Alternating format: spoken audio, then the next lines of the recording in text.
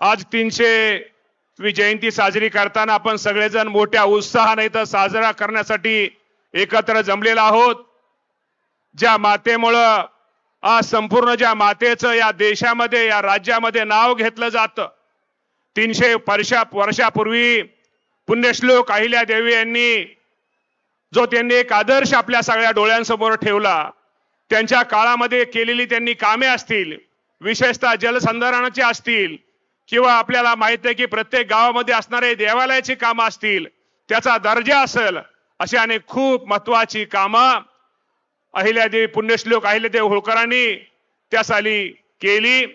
निश्चित त्याचा एक आदर्श, ते त्यांचा एक निश्चित प्रकारे आदर्श डोळ्यासमोर ठेवून एक त्या कामाचा त्यांनी राखलेला दर्जा हाताच्या पिढीने लक्षात घेऊन भविष्यामध्ये ह्या बाबतीमध्ये निश्चित प्रकारे त्यांच्या पावलावरती पाऊल टाकलं पाहिजे। मी गोपीचंदचं जे भाषण ऐकलं, शिंदे सरांचं भाषण ऐकलं, ही गोष्ट खरी आहे की या राज्यामध्ये हे सरकार महायुतीचं सरकार आहे आणि आपल्या समाजासाठी एक खूप चांगल्या योजना किंवा एक खूप चांगले निर्णय कुणी घेतले असतील तर आदरणीय देवेंद्रजी फडणवीस साहेब असतील, एकनाथजी शिंदे साहेब असतील, अजितदादा पवार साहेब असतील, या सर्वांनी आपल्यासाठी खूप चांगले निर्णय बाबांनी निश्चित प्रकारे घेतलेले आहेत।